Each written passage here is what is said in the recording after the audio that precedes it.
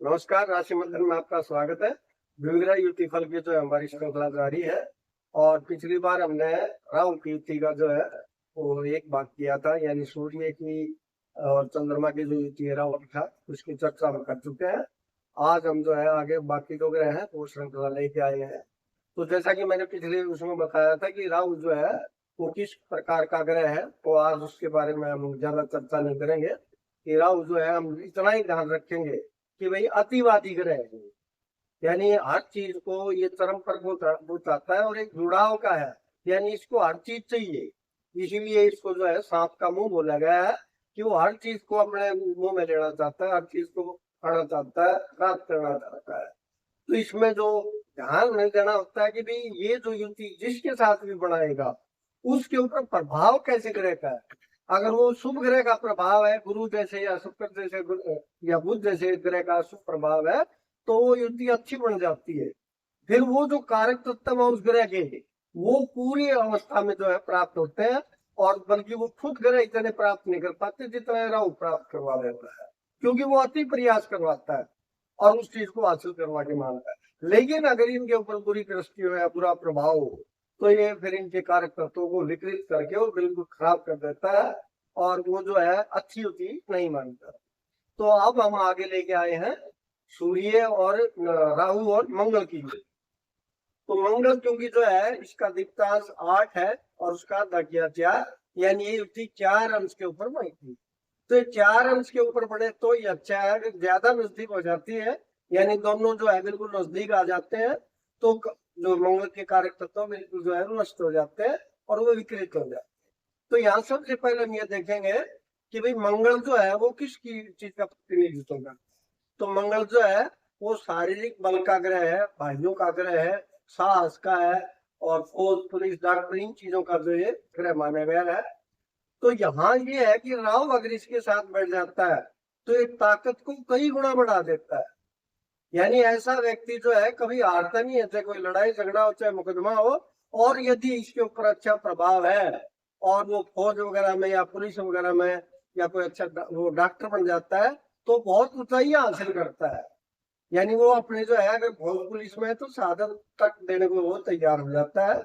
लेकिन अगर इसके ऊपर राहु या जो है ना और किसी शनि का प्रभाव पड़ जाए, तो फिर वो जो है बुरा प्रभाव देता है और फिर वो जो है आतंकवादी बन सकता है, अतिवादी भी जो बन सकता है। यानी बुरे ग्रह का प्रभाव होगा तो वो युति जो है वो बिल्कुल खराब मानी जाएगी और वो लड़ाई झगड़ों में, विवादों में, मुकदमों में ही फंसा रहता है। अब आते हैं जो दूसरी आज की युति हमारी राहु और बुध की युति। तो बुध जो है उसका जो दिक्तांश है वो 7 है, तो उसका आधा किया तो 3.5, यानी ये युति 3.5 अंश पर जो है वो बनती है। अब इसका नाम भी है जड़त्व योग। जैसे इसका मंगल का था तो अंगारक योग था, यानी दोनों अंगारे थे वो, यानी खूब जो है तो लड़ाई झगड़े वाले ग्रह थे। अब ये जड़त्व योग है। अब जड़त्व क्यों है? क्योंकि बुध है हमारा बुद्धि और वाणी का या तर्क शक्ति का।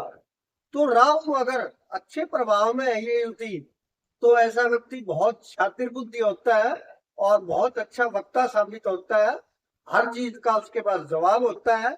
लेकिन अगर ये युति खराब हो तो उसकी वाणी में भी दोष हो सकता है, वो गूंगा भी हो सकता है, और उसकी बुद्धि जो है वो बिल्कुल काम करती न हो सकती है, यानी बुद्धिहीन भी हो सकता है, वो पागल भी हो सकता है। तो ये दोनों तरह से युतियां चलेंगी हमारी।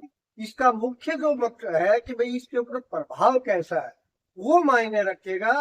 अच्छे ग्रह का प्रभाव होगा तो वो अच्छे में अति करवा देगा, और बुरे ग्रह का प्रभाव होगा तो बुरे में अति करवा देगा। तो इसीलिए उसको जड़त्व बोला है, जड़ बुद्धि। तो वो अगर बुरे प्रभाव में है तो जड़ बुद्धि बढ़ा दे। और ये ज्यादा बकबक करने वाला भी होता है। राहु मजबूत में अगर बुरा प्रभाव है तो सारा दिन बोलता रहता है, बिना बात बोलता रहता है। अब इसे अगली युति पर हम आते हैं। तो राहु और गुरु की युति। तो गुरु जैसा कि हमें पता है विज्ञान का ग्रह है, धर्म का ग्रह है, और सलाह का जो है वो ग्रह है, नैतिकता का ग्रह है। तो इसके साथ जब राहु की युति बनती है तो इसको चांडाल योग बोलते हैं। अब ये क्योंकि जो गुरु है वो शुभ ग्रह है, और चांडाल जो है वो एक प्रकार से जो है बुरे उसमें सेंस में लिया जाता है, खराब सेंस में लिया जाता है कि वो व्यक्ति जो है उसका स्वभाव अच्छा नहीं होता, उसका चरित्र अच्छा नहीं। यानी वो गुरु को भ्रष्ट कर देता है राहु।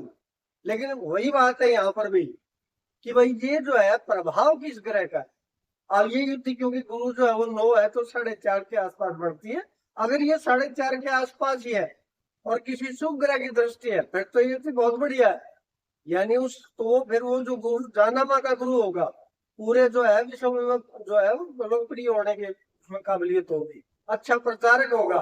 और जो आम तौर पर गुरु जो है वो अपने आप को आगे नहीं बढ़ाता, वो पीछे रहने की कोशिश करता है। लेकिन राहु के साथ अगर है तो वो आगे बढ़ के काम करना पसंद करता है और ये बहुत ऊंचाइयां छूता है अगर इसके ऊपर अच्छा प्रभाव है तो।